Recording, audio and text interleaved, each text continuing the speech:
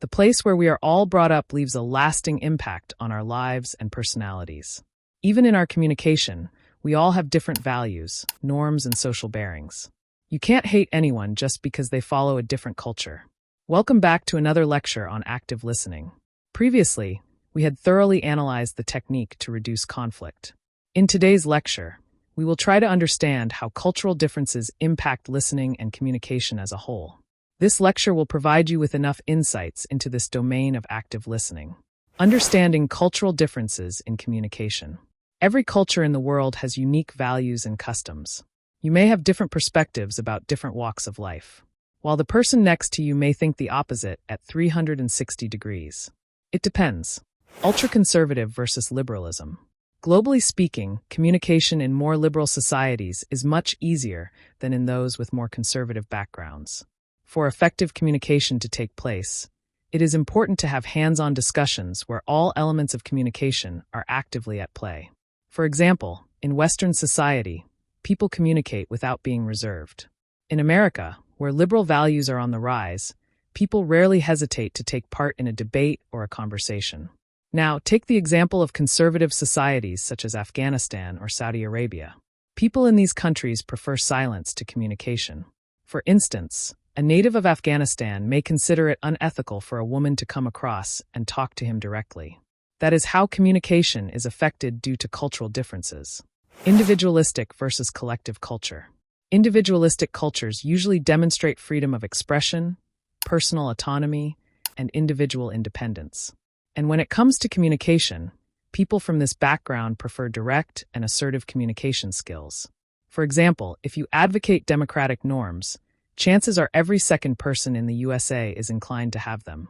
In the same way, people in collective cultures endorse silence and peacefulness. For example, in Japan or China, it is common decency to talk as little as you can. Influence of cultural differences on listening.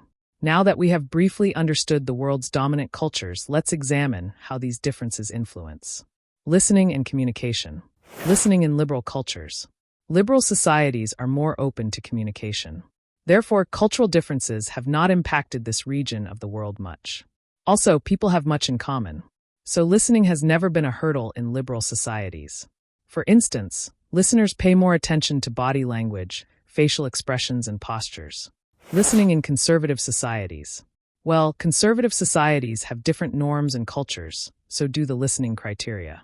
For example, you are not allowed to handshake a woman in Muslim countries, let alone communicate with her. Similarly, in Indonesia, it is considered unethical to talk while maintaining eye contact. Seems weird. Steps to deal with cross-cultural listening skills. Given our understanding of cultural differences, it is time to develop strategies for dealing with cross-cultural hurdles in listening. Pay heed to nonverbal cues. Well, in liberalist cultures, nonverbal communications matter a lot.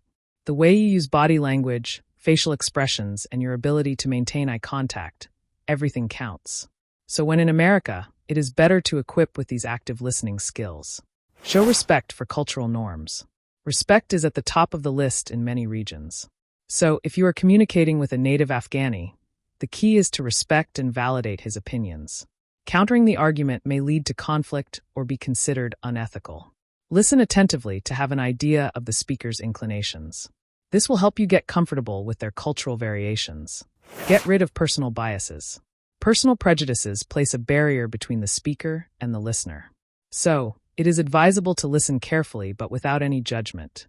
Not only this will signal your engagement in the conversation, but will also send a positive message to the speaker about your listening skills.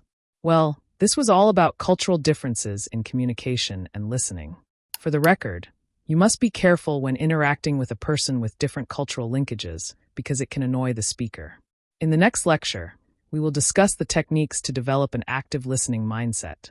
Stick around to learn more.